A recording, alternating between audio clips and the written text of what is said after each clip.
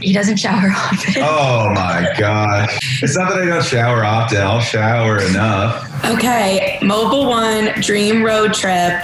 Tell me everything, how to enter, all the details. Go for it. Go for it. So we're teaming up with Mobile One, and we recently went to the Salt Flats in Utah, which has been very high on our list of places to visit. And then we just went to Montana. And so Mobile One is the official motor oil of road trips. We love a good road trip. We do. We are always in the van traveling as much as we can. And so one lucky winner can win the road trip of their dreams up to $20,000. And we're pretty excited for them. Right, yeah. Everyone needs a good bit of engine oil. Mobile One's got the best, so we were stoked to be able to partner with them. And you go to mobileone.com. We got it right here, actually. mobileone.com. Enter their sweepstakes for the summer. Yeah, you get to basically choose where you're going. They'll plan the rest for you. It's a pretty sweet gig. We're stoked to be able to help them get people outside and on the road this summer, because obviously we're big road goers. So pretty exciting. Yeah, mobileoneroadtrip.com. There you go. If you were given $20K to plan the dream road trip, what would be on the list of first things to spend on? Nice. Yeah, I really want to go to Alaska. So maybe I would find a way to get up there with that money, or since autumn is right around the corner, maybe make a trip to like the Northeast somehow. Just Vermont. Yeah, like Vermont. Just getting through that big section of America where it's really flat would be a hard part. But with 20K, I mean, you could stay in some pretty sweet hotels every once in a while. You could have someone drive the van for you. I could hire someone to drive the van for me. It would be really nice. Yeah. I agree. I think Alaska would be great. We went to Oregon like a year and a half ago, and I would definitely go back. Just drive down the coast of Oregon.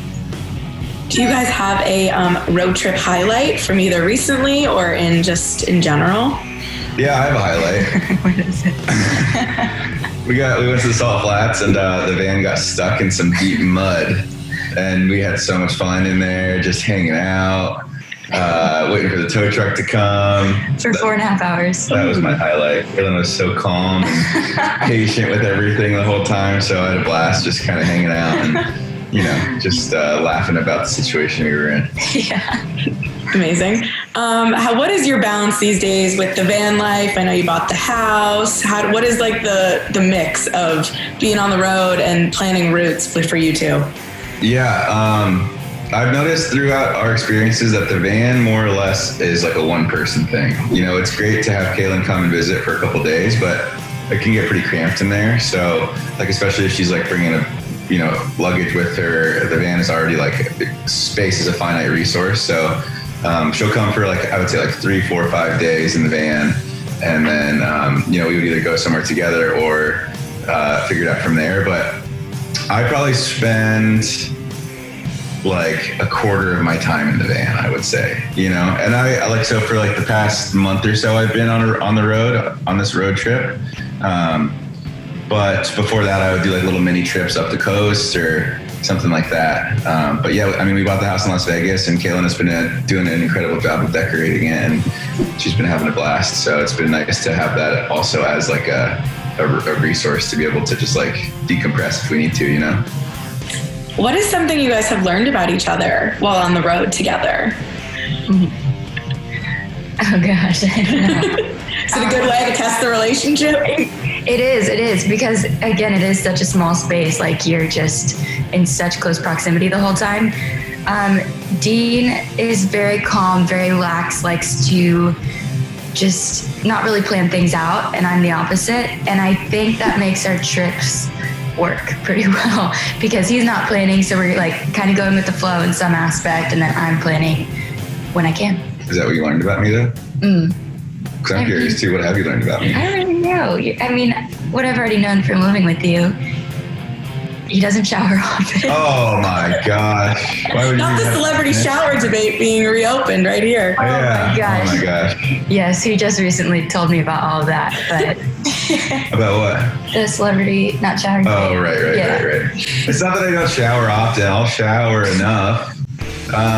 One thing that I've learned about Caelynn through spending time with her on our road trips is that she can't drive a stick shift. She doesn't enjoy driving a big van. And so what I've learned is that I have to be willing to do 99% of the driving, which is totally fine because I enjoy that. Unless it's like we've got like a sedan or something. But majority of the driving is done by me, and that's kind of what I've learned, which is not a bad thing because I enjoy all that as well. But she wants to carry her own weight, and I think that if we spend enough time on the road, eventually we'll start to equalize that a little bit. I think. Yeah, but Dean's a very great driver, very calm driver. I feel very safe in the car with him.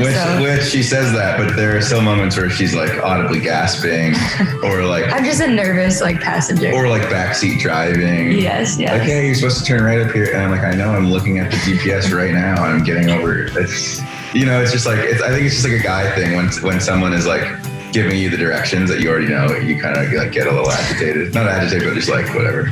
I don't know. Yeah, fair. I'm always reading things about you guys. There's always a headline. Dean, can you explain to me this suffocating in a good way thing that's been... Oh my gosh. Man, these headlines are getting out of control lately. It's like I would say one little thing on my podcast, and then here comes a headline that makes me look like some kind of big jerk. The suffocating thing one specifically was, one of the questions was emailed into our podcast about being suffocating. And so that was the word that Jared and I were then using to, kind of like find a common ground with that person that was talking about the suffocating relationship. So that's why it's a horrible word. Don't get me wrong. It's the wrong adjective to use to describe anyone in a relationship.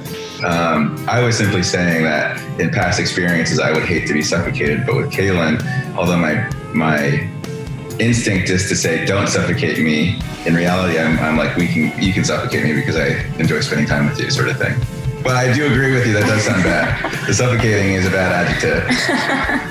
I mean, I understand things get taken out of context, but that was a word I was like, all right, I got to ask about that one because that's a new one. Yeah, we were like laying in bed yesterday, and like I saw this like little article, something about Dean suffocating. I was like, crap.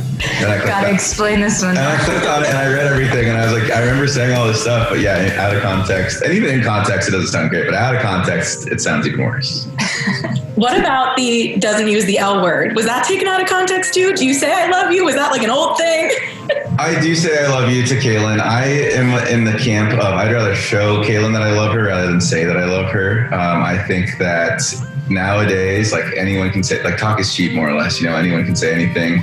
But what really it boils down to in my eyes is action over words.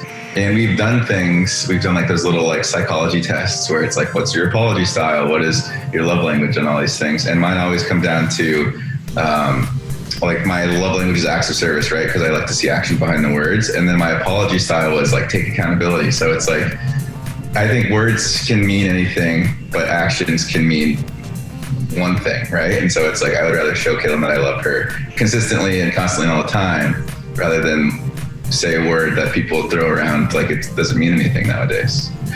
And I mean, that's something I'm working on too. Like there's definitely like a mental impasse that I have to work through therapy and all that kind of stuff that I would love to get past. Like I've got a jaded relationship with the word love. There's no question about it. But I mean, I do love Caelynn and she knows that, I hope at least. I try to remind her as often as I can. No, he does a good job of that, like showing me, which I prefer for sure.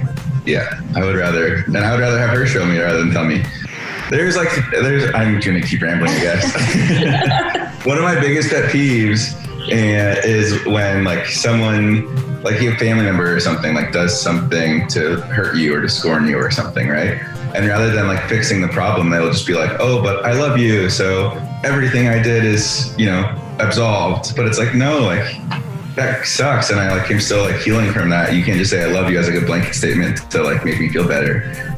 So that's kind of one of my biggest issues with that specifically. But everyone is complex and dynamic, so I guess it's hard for me to apply that to every situation. But yeah.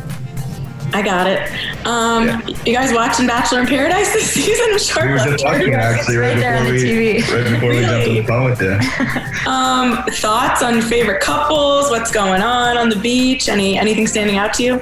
Favorite couples? I really liked Ivan and Jasenia, but we're watching right now, and I don't think they're still together. I like Joe. I like Joe and Serena. Yeah. Yeah, they seem. I didn't expect to like them, but I do like them a lot because Joe is doing the same sort of thing that I did, and so maybe I like not saying that like he's not going to like dump her on her birthday or come back or anything like that dramatically. But Joe is taking the right approach to Paradise because like he's been there before, he's had success down there before, and now he's kind of like, you know, like for lack of a better word, like moping around and like kind of like being his own butt of his own joke, and it's working out for him because Serena is amazing. It seems like from what we've seen of her on TV, and Joe is just like, you know, kind of letting it all happen, which is great. You know, there's different ways to come back to Paradise, and I think Joe is doing it the right way. He is, for sure. I actually saw Blac say that Serena, P, and Joe remind him of you guys. Oh, I didn't see that. That's funny though. I could see that. Not taking it too seriously, kind of like in your own little. Yeah. I think you meant it as a compliment. Yeah, I would hope so. But no, I agree with you. They're definitely having like, you know, a little bit more like lighthearted humor approach to it than the rest of them. It's so dramatic this season. Like the one that we're watching just now, Wells walked in and he's like, "This is the second rose ceremony," and both of us looked at each other and we're like, "We're only on the second rose ceremony? That's crazy." But it's been entertaining. You know, it's always fun to watch the show because it's like, oh, I know like where that area is, or like I know some of these people. So we just got to the point where Becca Kufrin came in. So we're excited to see what kind of drama she stirs up while she's down there. Yes, I think we need more leads to decide to go to Paradise. I think that's the key. I would love that. It's fun. Who else could come down? Like Peter could come down. Peter's made for Paradise. Yeah, he was. But no, it's going to be exciting to see how it all unfolds. And especially for us, because like there's a lot of new people in Bachelor Nation, right? But some of the oldies like Joe and Becca, and we see previews for Tia and like Kendall coming down, and that's when I get excited because I'm like, oh, cool! Like I actually know these people rather than just having seen them on TV. So it's like I'm more invested in their love stories and Demi, of course. Yes. It's fun to like watch them and be snarky about it. Fair. I think there's always going to be that element of like what happened before the show situation. I mean, if you had to give a piece of advice to people who do stuff before the show, do you go in super honest about it? Do you just stay home? Do you play dumb? Like, what is the best way to navigate the Great Paradise drama? That's a really good question. I think Caelynn is probably has more advice. Stay home or just be honest. Like, I don't think you necessarily have to stay home. Just like be upfront about what happened.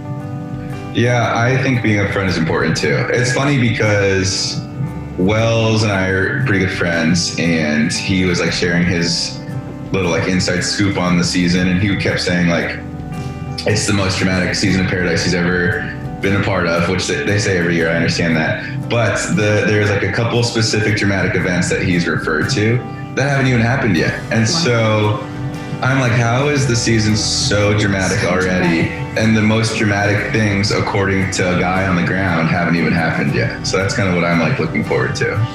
I think it's the time apart too. There was more time for drama to go down without the camera. Yeah, the time apart, and I guess that's probably what it is. Like a year in COVID. We got lucky with our timing because we were the last season of Paradise before the 2-year hiatus. Mm-hmm.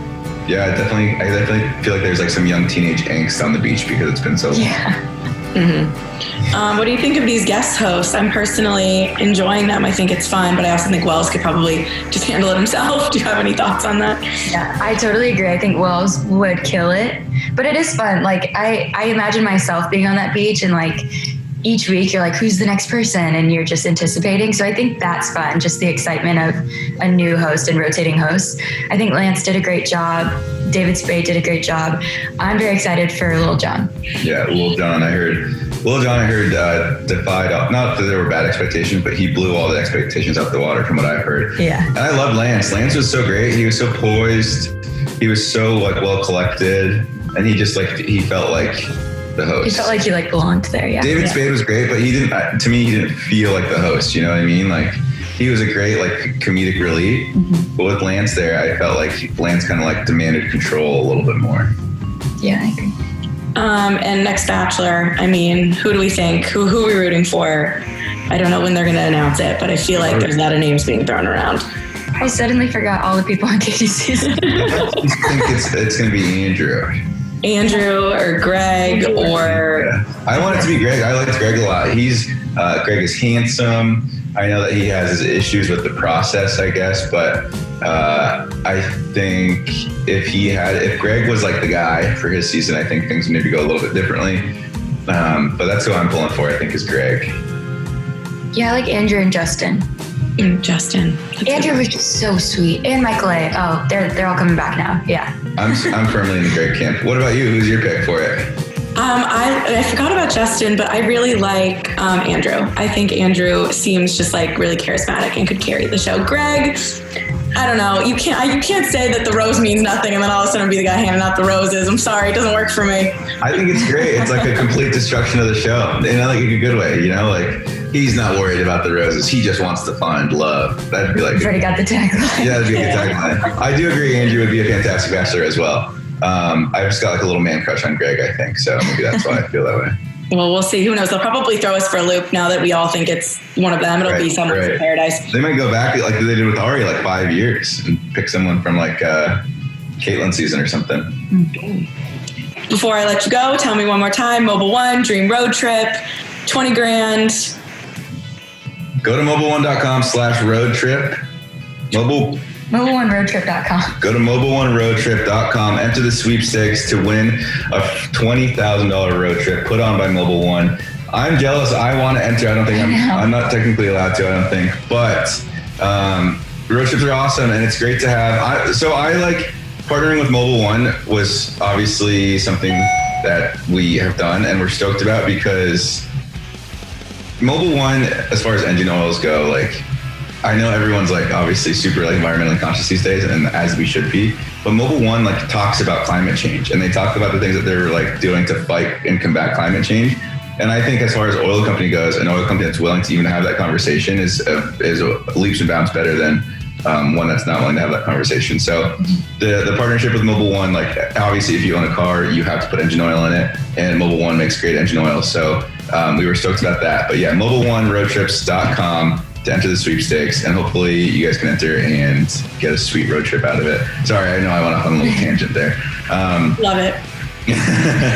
Yeah, check it out. We hope you guys enter. We hope you guys all win. That'd be great if they like picked up like 10, 20 winners. Maybe we can meet up somewhere along the road, and that would be fun. That would be fun. Dream road trip somewhere all together. Yeah. I don't know. You never know. I'll be there. Thank you.